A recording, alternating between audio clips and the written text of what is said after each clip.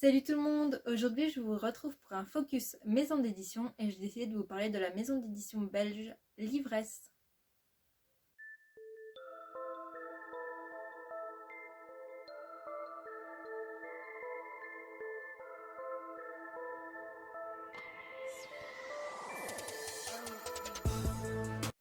Alors aujourd'hui j'ai décidé donc de vous parler de la maison d'édition Livresse et j'ai choisi de vous parler uniquement de romans que j'ai personnellement lus. Et donc je les ai étalés ici sur mon bureau pour pouvoir vous les présenter dans l'ordre. J'en ai choisi 4 que j'ai particulièrement aimés ou que j'aurais aimé aimer mais que je trouve intéressant à vous présenter. Et donc on va commencer tout de suite avec le premier livre.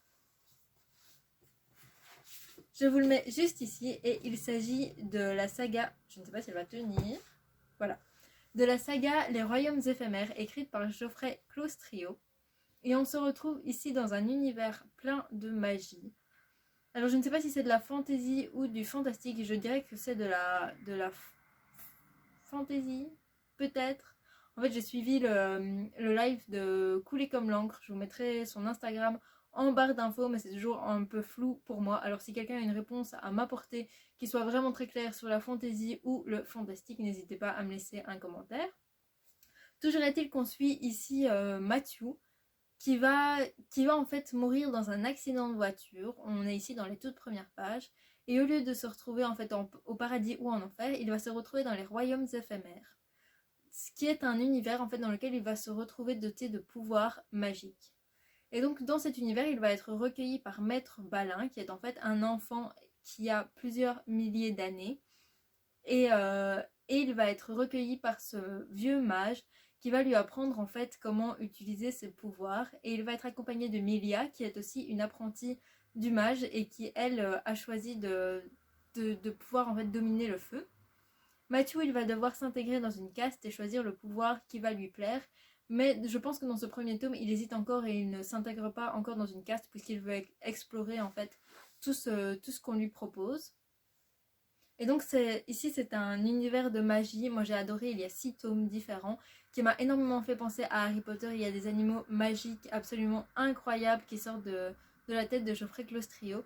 Et c'est un roman que je vous conseille si vous avez accroché avec les Harry Potter et si vous aimez les créatures fantastiques, les histoires d'amitié très fortes et tout cet univers de magie. Le deuxième livre que j'ai choisi, c'est celui-ci. Alors je vais vous le tenir parce que comme il est tout fin, je pense qu'il ne va pas rester en place. Mais il s'agit de Dans ton camp. Et lui, il a été écrit par 3 auteurs différents qui sont Geoffrey Claustrio, Émilie Ancio et S.A. William. Je ne vais pas m'aventurer dans la signification des S.A. bien que je pense que le S soit Sonia. Et donc Dans ton camp, c'est un roman plein d'humour. Il est très court, vous pouvez le voir ici. Et en fait, on va suivre les 3 auteurs dans leur jeunesse, s'ils avaient dû se rencontrer en colonie de vacances.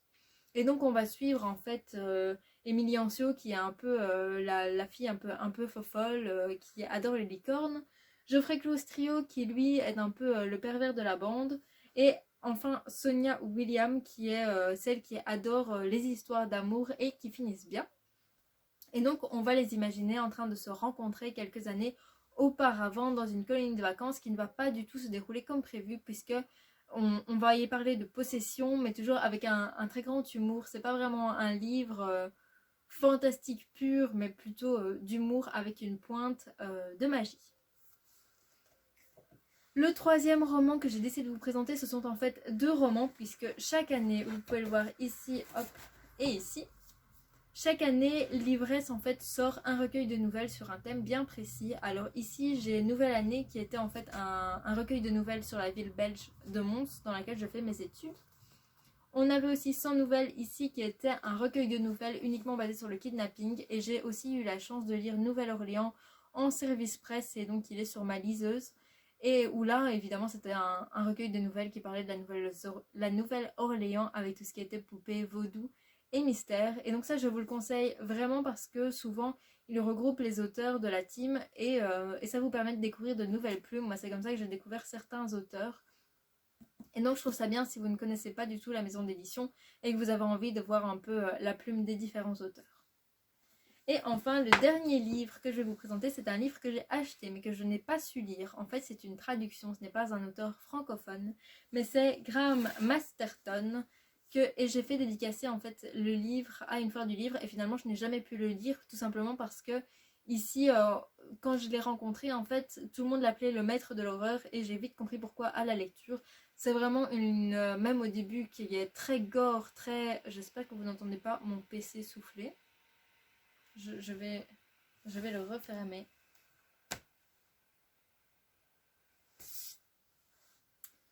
Donc je vous disais, c'est une lecture qui est très gore, qui est très sanglante, qui est vraiment très trash. Et moi, je me suis sentie très mal dans la lecture des premières lignes. Et du coup, j'ai vite arrêté.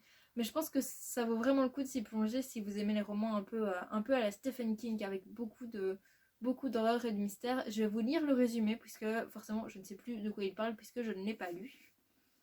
Samira s'est longuement observée dans le miroir avant de verser de l'acide sulfurique sur son front.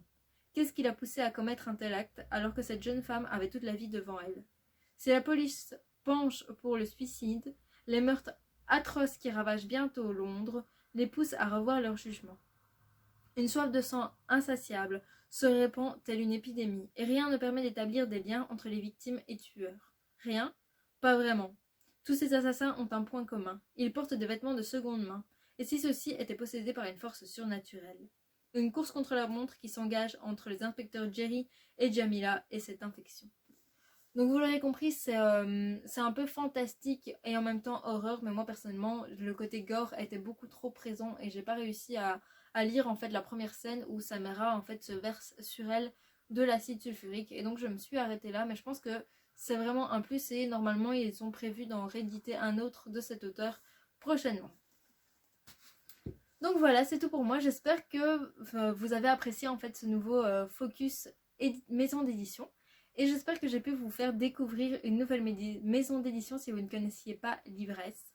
Si jamais vous aimez ce genre de vidéos, n'hésitez pas à me laisser un j'aime et à vous abonner à la chaîne YouTube et à me laisser un petit commentaire pour me le dire. En attendant, je vous embrasse.